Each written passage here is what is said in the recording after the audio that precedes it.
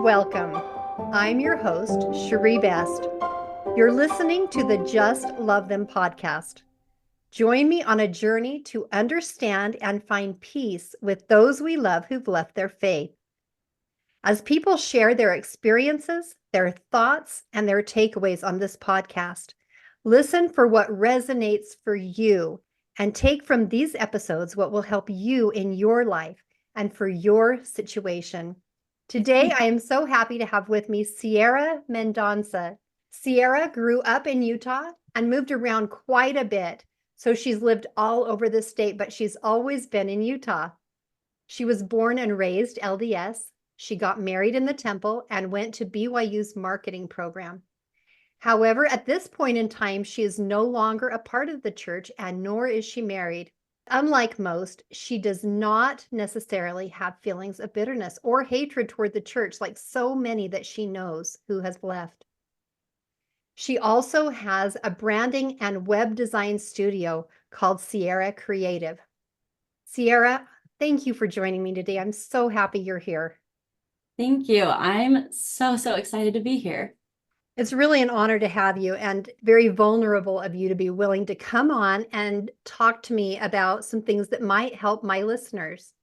Yeah, I mean, it is vulnerable. I was surprised as I was thinking about some of the things that I wanted to say on here and just how emotional it really did make me. So sorry, already cracking up. But no, I absolutely love your podcast. And so I'm really happy to come on and share because I do think that I have a unique perspective from what I see in others. You gave a great background. I did grow up here in Utah. I was raised LDS. Most of my family still is LDS, and it was a great family. I mean, we did all the things that we were supposed to. We went to church, we did family home evening. Both my parents were very actively involved in church and callings, and so was I. I feel like I was always a part of, in some form, the leadership in, women's or in, Sunday school classes, just always involved and always going to all of the activities. And I think growing up for me, I didn't really question going to the church. I just did it. But I do feel like looking back now that I don't think that I ever felt fully comfortable there. Like I went and I was supposed to, but I wouldn't say that I ever felt fully comfortable in the church. And I mean, it was great. There was nothing, I never really had anything major happen to me, but I just remember not really loving it, but I did it. And then it wasn't until I really left for college that I decided, okay, I'm going to do this for me rather than because I'm supposed to be doing it. My parents aren't making me go anymore. And so I started going to the young single adults ward and I loved it. And I really threw myself into it. And that was where I met my husband, and he had just barely gotten home from his mission. He was wonderful and we fell in love so quickly. And just as part of the Mormon culture, kind of, we were like, okay, this is good. You're a great guy. I'm a great girl. This is our next step, is to get married. So we got married pretty quickly. I was 19 when I got married. And we moved to Orem because I was transferring into BYU's marketing program. So we got married, we moved, and I was all into the church. I had just gone and gone through the temple, and I loved it, and I really was loving it. But I started feeling very lonely once we had moved up and once I was back, like very heavily into the church. I was going to school at BYU. I was living in BYU housing. My whole family was here. All of my friends. It was kind of everywhere around me, and I remember just having a really hard time, and I couldn't quite figure it out. And I'd say that I had like a year and a half of going to the temple and sitting in the celestial room and just I guess just praying so desperately for some sort of peace or some sort of like knowledge that what I was doing was right. And I had never really studied the scriptures. I'd read them, but during that time I was studying them. I was trying to read get as much as I possibly could. I was trying to get blessings from my husband, from my dad, from his dad. I was just doing all of the things that I was supposed to be doing. And I think that I just kind of came to a point after a while where I was like, I don't really know what else I can do, and this isn't making me happy. So I think I'm going to take a step back now and start doing some of those things that do make me happy, and stop trying so hard to be doing all of these things where I'm it's not giving me the peace that I want. It's not giving me the hope that I want. I'm not getting these answers, and I just need to take a step back from everything. And for me, that meant like I started taking a class at UVU because there was a program I was really interested in, and just having a little bit of space away where I had a place that I wasn't fully encompassed in the church for me was just a breath of fresh air. And having that contrast for me was just, it was just really important. And I could tell that I felt happier without having a lot of those pressures that I was putting on myself. And I slowly started distancing myself, and I noticed myself getting happier, and I noticed myself feeling a little bit freer as I was letting go of all of those expectations that I had for myself. And that was a really long process. And I think that for me, the thing that was the hardest wasn't, I mean, it was very difficult trying to figure out what I wanted, but I do know that for me, the hardest part of all of this was I was the oldest kid in my family, and everybody was still very LDS, and I didn't really feel like I could go and talk to anybody about what I was thinking, what I was feeling. And there was definitely a lot of self-exploration. I don't think I wanted the opinions, but I definitely, it was a different kind of lonely, where I had been feeling so lonely before, trying to do all of those things. It was a different kind of lonely, trying to figure things out all on my own. And I remember just feeling very, very scared of what to say to my family and what to say to my parents specifically, because the thing that I was the most terrified of figuring out my thoughts and my feelings and leaving was just of disappointing them and disappointing. I didn't want to ruin their, in the church, they talk about how families are forever, and you have this, as long as everybody is worthy and doing what they're supposed to, then you guys can all be together in the afterlife. And I know for my dad specifically, or well, for both of my parents, but the family aspect has always been the number one thing that they have always stressed. And so for me, I felt like I was going to be taking that away from them. You didn't want to break their hearts. Mm-hmm. And you knew it would. That's hard. So yeah, I would say that I lived a little bit of a double life for probably a few years, where I was trying to figure out what does Sierra want, what makes me happy, versus I don't want anybody to feel uncomfortable, or like I don't want them to be worrying, and I don't really know what to say. That's an And almost impossible dance to do. So hard. it really is. There does come a point where you can't do both anymore, because it is just too much. So yeah, I mean, for me, I'd say that after a couple of years of kind of doing my own thing, oh man, and there's lots of different variables that go into this, I guess. I was doing my own self journey, and at that time, my husband, I think he was also in a similar place of trying to figure out what he was and he wasn't wanting. And it wasn't entirely the church that, it wasn't leaving the church that really was the reason that we ended things. But I would say that it was an important part, just because when we had gotten together, it really was, we met in the singles ward. You had just gone back from remission. Our dates were going up to the temple and reading scriptures together by the temple that was being built, and that we really had built our whole life around the doctrines of the church and those shared values. And so as we were realizing that we might not have all of those shared anymore, we realized that we didn't actually have very much else that we had ever explored, and there really wasn't enough.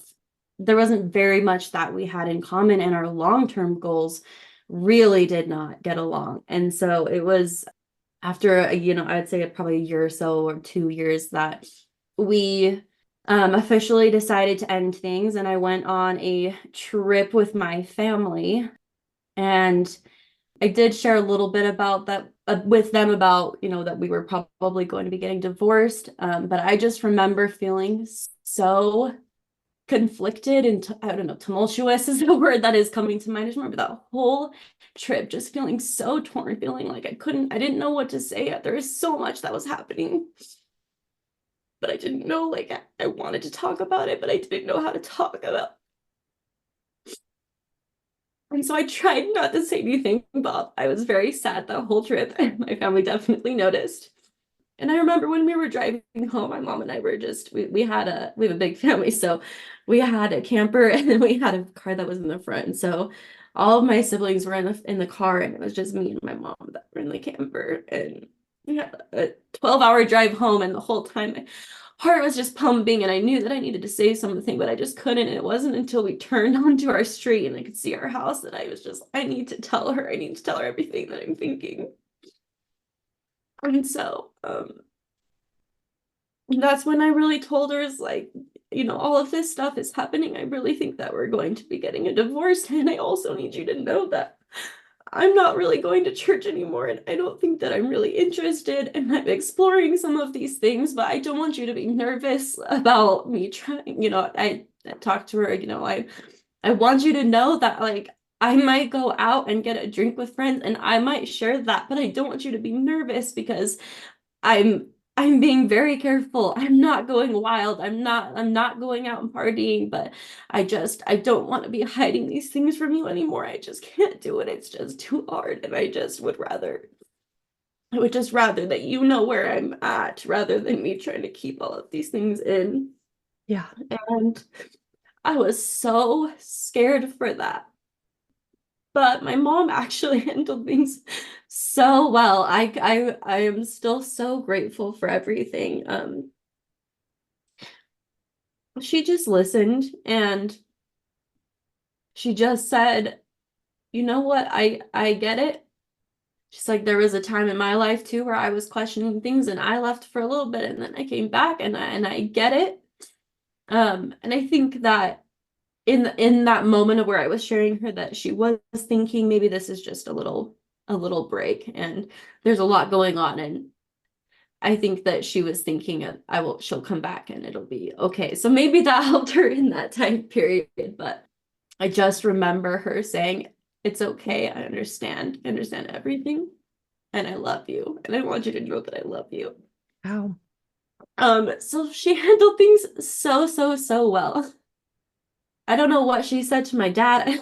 I still don't know, but my dad has never really mentioned it or brought things up, but I know that he knows, and it's never really been a source of contention. But I feel like that was just the best possible response. I won't lie and say that there still aren't difficulties. There are still, I feel like we have a don't ask, don't tell type of a relationship where Mm-hmm. it's, Mm-hmm. I'm not going to volunteer information, but I don't, I don't think you want that. But also, if you do ask and you're interested, then I am very open. But they don't really ask, I guess. I guess that's where we would say is So we since that time, have you had follow-up conversations with either parent at all or not? I think that there have been a few follow-up conversations. Yeah, actually, I would say that there have been a few conversations. I know for a while that my mom would, ask my brothers or my sister, like, "Is Sierra doing this? Is this going on? Like, what's happening?" And Mm-hmm. I would hear that she was asking about that. Man, I can't even remember like really how it all went down, honestly, no. But I do remember my mom reaching out once and just saying like, "You know what? I need to stop asking these questions. If I'm going to be upset, I'm not going to ask. I would rather you guys just know that I'm going to love you no matter what. And for me to really love you no matter what, like I have to be okay with you doing whatever it is that you're going to be doing. I think that there have been conversations, but it was more so on a topic by topic basis. I remember when I went to go and get my first tattoo that I called my mom while I was on my way, and I was just like, "Hey mom, I don't want to have to hide this from you, so I just want you to know I'm going to go and get a tattoo, and this is what it means to me. It's a very meaningful tattoo, and I don't want you to say no. I'm just telling you because I don't want to hide it from you." You want to be who you are. Yeah. And she handled that very well too. She was like, "Okay, well, I would suggest you get it in a place that you can cover it up in case you don't like it." Which I did. It was on my rib cage. And I remember too that especially surrounding alcohol is kind of a sensitive subject of when she's at my house or if we are out, I will always ask them, "Do you mind if I have a drink? Like, will it bother you if I, have a glass of wine or something like that?" And so I think that we both, well, I say we both because my mom and I are the ones that have those actual words, but I think that we have a mutual understanding of respect where like when I'm at their house, I'm not going to be drinking and I'm not going to be swearing. I'm not going to like if they're praying, I'm going to fold my arms and I'm going to pray. I would prefer that they don't ask me to pray. Right. I might decline, but when I'm in their home, I'm going to respect their rules. And when they're in my home, they also respect my rules. But I mean, I'm not going to be going wild. But I think that there is a mutual respect there of even though we might have different values or rules or standards that we can still be together and do our things and respect each other. And I was thinking about how, you kind of have this don't ask, don't tell. And a while back, I had a podcast episode on validation. And sometimes another way to put it would be like, there's an elephant in the room, but nobody's mentioning it, kind of an idea, right? And Mhm. sometimes that's because people are avoiders. And I have a friend, a really good friend who tends to do that, but she explained it to me that the reason why she would prefer not to say anything is because she doesn't want to come across as judgmental or she doesn't want to be critical. And so she says nothing because it's easier to say nothing than to be perceived wrong or to have it come out wrong or whatever. So I Yeah. think sometimes people interpret that you either don't want to know or you don't care or they don't, they just feel uncomfortable when really they totally care and they totally would like to know, which is like, your mom's asking your brother and sister, right? She wants to know, but she just doesn't know how to broach the subject with you without Yeah. maybe coming across that way, so Yes. so many dynamics to go through on something sensitive like this. Totally. And I think that to be able to ask those questions, you do need to be able to first get to a point of I'm going to be okay with whatever the answer is. And so I can see why I'm nervous to ask this question because then I might have feelings or emotions or I might say something that I don't want to say. So I do understand that. But one thing that I had shared with you, which I think is on the flip side, is people might be dying to ask those questions. Like they might want to know, and you're right, there is an elephant in the room, I think. But for the people who are on the other side, they're also dying to be asked. Because Oh, I I love that. remember, I remember like one of the things I was scared the most of is that when I told my family, and not necessarily my immediate family, because that's one thing. I think that I was even more scared after that to tell my cousins, aunts, and uncles, and those people who I might not have as frequent of communication with, but who definitely know me. When you're leaving, there's kind of this, I don't know if I would call it a belief or maybe an understanding, or maybe a fear is probably, there's this fear that if they find out that I'm not going to church or doing these things anymore, that they're not going to trust me anymore because they're going to think that because I'm not doing one or two of these things, that I'm not following any of these things. And now I'm such a different person than I ever was before that I don't know that person anymore and I can't trust them. And I think that those fears come because you hear some comments from friends or family when somebody else is leaving. You hear those little comments of, Mhm. "Oh, I don't want her having sleepovers there anymore," or, "Oh, I don't really want them hanging out alone anymore." And so you hear these things and it really sticks with you. And so there is also that fear of, and at least for me, I was so scared to tell my aunts and uncles. And to be honest, I haven't really officially ever come out and said anything. But there is that fear of now they're not going to want to invite me to things, or they're not going to want their daughter to come and talk to me or ask for advice because I'm going to give advice that they wouldn't want their daughters to have. I remember too, like posting something once to social media, and my mom got a bunch of messages from ladies saying, "Hey, can you tell Sarah not to be posting stuff like this? Like, that's inappropriate. Like, I don't want my kids seeing this. I don't want to be seeing this." And I remember being very frustrated. First of all, why are you talking to my mom about this? Why don't you come and talk to me? I'm 22 years Mhm. old. Like, my mom is not managing my social media. Um, I just remember feeling very frustrated, and there did come a point where I just basically on social media made this post saying, I I really just can't keep doing this anymore. I can't just be trying to be and say and do what everybody wants me to be. I need to be able to just be me. And I didn't go into detail, but I just said, if the things that I'm saying or doing are offending you, I'm really sorry. Please unfollow me. Like, I'm not trying to offend anyone. I'm not trying to do anything wrong. I just can't always have this pressure to be who everybody thinks that I am and wants to be. I need that freedom and that space. And this is my social media. I will post me, and I feel like that was my official announcement really to the world of saying I just need this space. But that was a little bit of a tangent. What And I it was was a good right. one. It was a good tangent and one that was necessary because there has to be this give and take. You love them for being who they are, and they ultimately need to love you for being who you are. Yeah. And that's okay. Yeah. After I had officially made that announcement, like I'm sure my mom was going around and telling people so that they wouldn't come and ask me about it or say anything. I think it was out of like a love of like, I don't want her to feel uncomfortable. I don't want them to feel uncomfortable. So let me just tell. But I remember for many, many years after that, it's been about 6 years since I really stopped going to church. So it has been a while. It wasn't probably until a few months ago, honestly, that I was hanging out with my aunt. They were visiting for a wedding, and she was staying at my house because their hotel had bed bugs, and so she's like, "Can I stay?"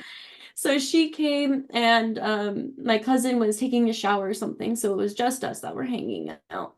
And she asked me, "So, Sarah, what are your thoughts and feelings on religion? Like, what do you believe?" And I did not realize how much I had wanted somebody to ask me that in my family. Like, I wanted so badly to be able to share those things, but I don't want to just be going and just saying, "Well, I think this, and this." I really wanted somebody to ask me that, and it was a short conversation, but I just the next day all day couldn't stop thinking about how grateful I was that I had finally been able to open up and just share some of the thoughts that I had about the church. And she just listened. She wasn't asking at all with an intention of, "Why aren't you going to church anymore? I'm going to try to change your mind." It really was just, "How are you doing? I haven't really caught up to you. Like, what do you think of things?" And so I feel like that people are dying to ask, but also people are dying to tell and to answer, because when you're in the church, there's a lot of things you don't have to discuss because it's automatically shared. And when you are leaving the church, it's not like you're just doing a complete 180 flip. Everything that I believe I'm disregarding. No, there's a lot of sifting through everything and figuring out, do I still believe this? Yes. Do I, like, maybe it's a little bit of picking and choosing, but for the most part, you aren't just abandoning 100% of everything that you grew to believe. There is a lot of work that goes into breaking things down and deciding what you want to continue with. And there's probably still a majority of those shared values.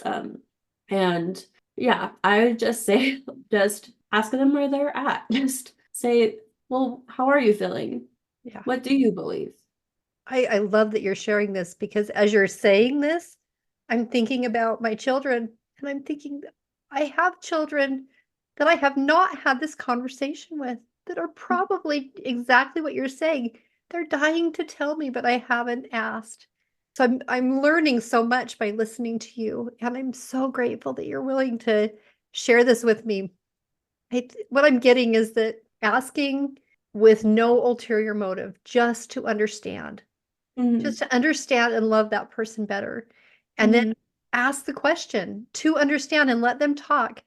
And I can think of like, I know what to say afterwards. I'm just going to say, thank you for telling me how you feel. I care Mhm. about you and I want to know what you think and how you feel. Like, that's not the perfect thing to say at the end. You don't Mhm. need to, there doesn't really need to be any response, just to Yeah, understand, you know? absolutely. Yeah. If you're asking them, they're not going to be sharing with the intention of changing you and pulling you out. Right. If you're asking from that place of genuinely wanting to know where they are, Yeah. which is very important. I love that. I'm so grateful that you shared that with me. And I know I've got some work to do in that area. And I'm grateful you talked about that so that I could see my blind spot and do some work there. Yeah. Mm. Is there anything else that you want to share as far as what people can do that would help in doing this dance of learning to have different values and different religious beliefs? I think asking questions, yes. And I think just don't assume that because they're leaving the church that they're a completely different person now. And like you don't need to be afraid. Like I really feel like for some reason there's this idea that she's left the church and so now she's not the person that I knew. Like that's not true at all. Like it is a big piece of your identity, but that is not everything that they are. And so don't feel like all of a sudden this person is somebody that I don't even know anymore. Like it can feel like that, but it probably took them a long time to come to this conclusion. And it's not just an overnight flip of the switch. I'm 100% different. Like these are things that they have really been thinking through and working through. And they are still the same person. They just might have a few things that they don't necessarily believe anymore or want to be following. And it's okay to ask questions about what they do and don't necessarily believe anymore. And I think, too, another really great thing is to just, I think that it's totally fair for you to say, when you're in my house, I would really appreciate if you could respect these boundaries, but then also recognize that you need to let them do what they're going to do when you are with them. But I do think that it is fair to ask for them to respect certain boundaries in your Yeah, own. I think like what you described earlier, respect on both sides. When you're at their house, then you're respecting their boundaries, and when they're at your house, they're respecting what you want Yeah. and how and that you have the right to be yourself at your house. And I think that mutual respect, if you can get that going back and forth, that's huge. Yeah, no, totally.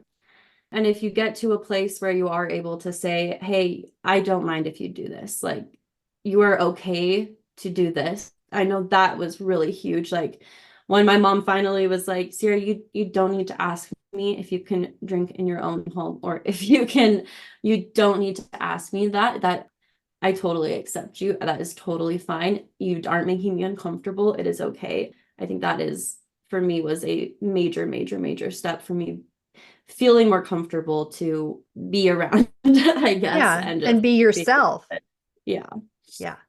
I think that it's really important that we can be ourselves because it's too hard to be anybody else. It's too hard to pretend to be anybody else, and it's not fair. yeah, Yeah. yeah, The goal is for people to understand each other. And I know what it must have taken for you to share so deeply and so personally, and I really, really honor that. I think just listening to you, people will understand. Their hearts will be softened and they'll have a better perspective. I know I have by listening to you. And I'm so grateful to you for being here and for being willing to share. Thank you. Thank you for having me, Sherry. It was, like I said, it was really good for me as I was reflecting. There were many times where I was in tears just thinking about some of those times that had really meant a lot, or some of those things that had really hurt a lot. And I didn't realize that even here I am years and years later, that it still is challenging, but Yeah. It's good to talk about it and get it out. It's mhm. healthy and it will help you heal. Yeah. That's true for anybody. Yes, absolutely. For my listeners, as you've listened to this podcast today, I'm guessing that you've thought about someone you know who could find some peace and some understanding by listening to this. Please take a moment and share this podcast episode with them. And be sure to join me again next time for another episode of Just Love Them.